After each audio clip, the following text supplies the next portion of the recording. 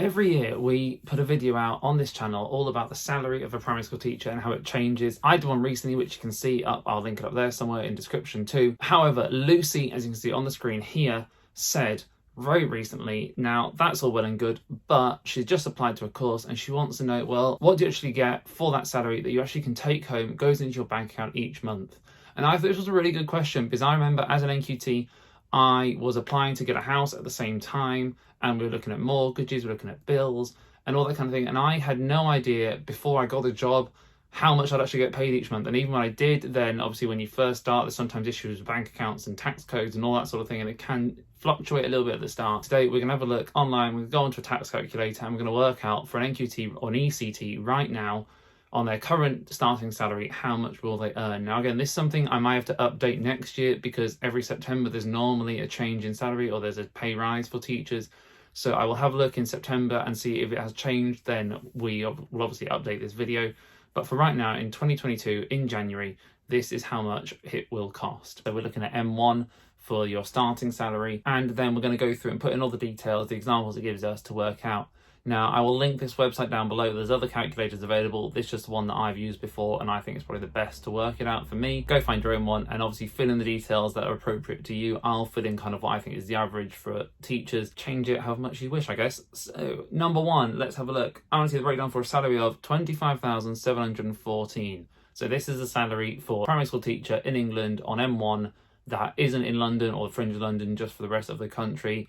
Feel free to put in whatever salary you're on. Obviously, have a look at the video that I've done about different pay scales, if you're on a different pay scale or a different level. Again, tax code, this obviously depends on if you're only employed as a teacher, if you have another job as well, it will be different. Emergency tax codes, I'm going to put in the example there because I've had a look at that one, and that is apparently the kind of average tax code for someone in the UK or something like that. I didn't really understand why that's the average, but it's what it gives us, so we'll go with that one. Obviously, I don't want to put my tax code online. 1275L as a tax code. Put in your tax code. It should be on your pay slips if you don't know what it is, or by all means go onto the government website and find out on there. Then student loan, repayment plan 1, 2 or 4 for Scotland or postgrad loan. Again, tick the examples. It says if you had your undergraduate course before 2012, then you are in under plan 1, or after 2012 plan 2. So I'd imagine most people will have started the course after 2012. I know I started mine in 2015. So if you're starting one now, obviously you're repayment plan 2. Moving on to the pension, then you can write in how much you'll contribute as a percentage or an amount to your pension. Now, I've left it ticked as auto enrollment because most schools just automatically enroll you onto it, and we have to put in the percentage. Now, again, I don't know how much, if this differs from school to school. You might have to ask your school what percentage it is that you put in. I'm sure they'd be happy to talk to you about that if you've got the job there and you obviously wanted to set up ready for the future. So just give them a ring or send them an email and ask. If you don't know,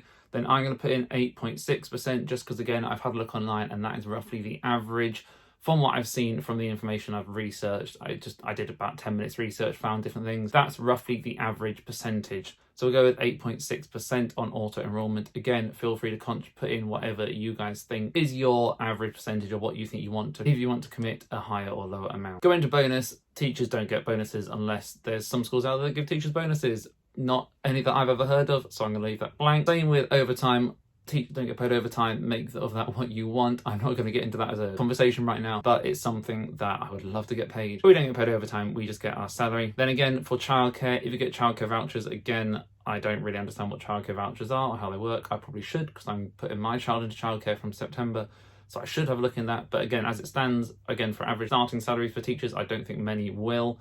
Obviously, if you're an old teacher or you have got kids, then you need to put in that if you get them, but I don't know what they are, so we'll leave that blank too. Salary sacrifice, I don't think any teachers sacrifice their salary or have any taxable benefits, really. Again, if you do know what they are and you do have them, put them in there, because that will affect how much salary you get quite clearly. Additional options are things that if you don't pay national insurance, so it says this is if you're over state pension age, which I don't think you are, or if you're registered blind, that kind of thing, you get an allowance. So do tick those. Blind person allowance, if you're married or one of you was born before, and one of you was born before 1935, again, unlikely for a starting teacher, but you never know. Show my employers national insurance contributions, I'm not going to tick that one.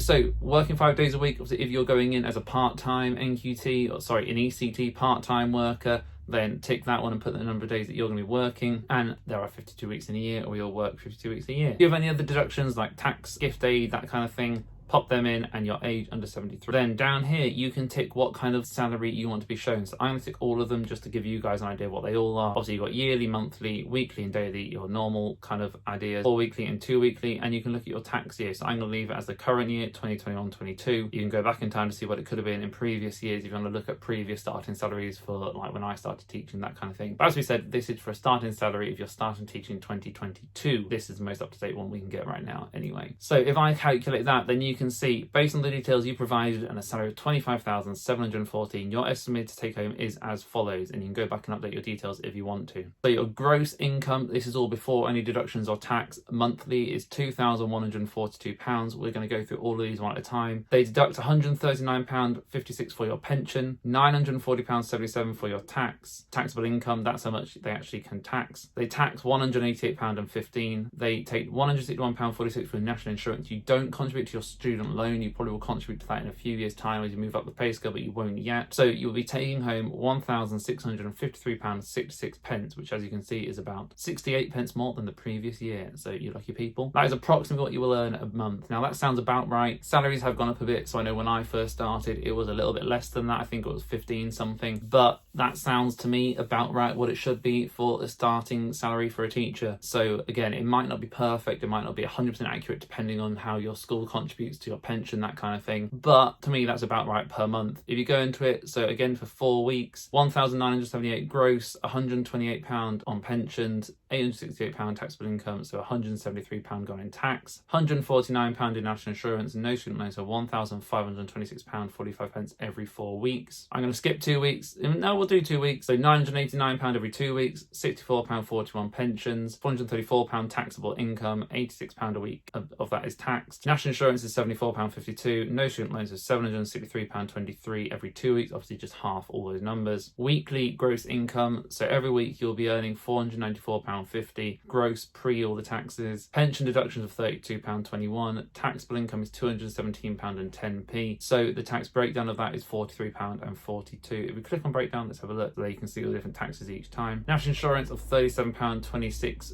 a week. You take home £381.61 a week. And then daily, final one, £98.90 gross income, £6.44 pension deductions, £43.42 taxable income, £8.68 in tax, £7.45 national insurance, so £76.33 in take home pay. So that is how much you can expect to earn as an ECT in your first year at teaching in a primary school. I think it'll be the same in secondary school. And to be fair, I don't know what you think about that as a salary for a teacher. Obviously, let me know in the comments down below whether you think that's good or bad or about average, what you think. I think it's quite an acceptable salary. I'm quite impressed with it. I think when you look at the average salary across the country, that is pretty much bang on the average for any job across the whole country. So I think that's your starting salary, and the only place as a teacher you can go is up from there. I'd be very, very happy with that as a starting salary as a teacher right now. I know the government has put plans in place for things like a 30 grand starting salary, which obviously will affect all these, and I will definitely let you know in the September or the new year whether or not this salary has gone up any higher, and if it does, then obviously this will change all the amount you will take home. So I'll be updating this video each year as it changes, but for now that is what you earn as a starting salary. And as I said, let me know what you guys think. It has changed over a few years, and obviously last year it was pretty much exactly the same. That's because of the pay freeze that was in place. If you want to know more about the pay freeze, then I have put a video somewhere up there or in the description down below that links back to that, and that pay freeze has now been lifted, so this will almost certainly change ready for next year, and teachers' salaries should almost certainly go up. The pay scales should rise a little bit. They only ever rise by a few percent, and with inflation being so high at the minute, that may not be rising as much as inflation is, which obviously means teachers will as a whole get a pay cut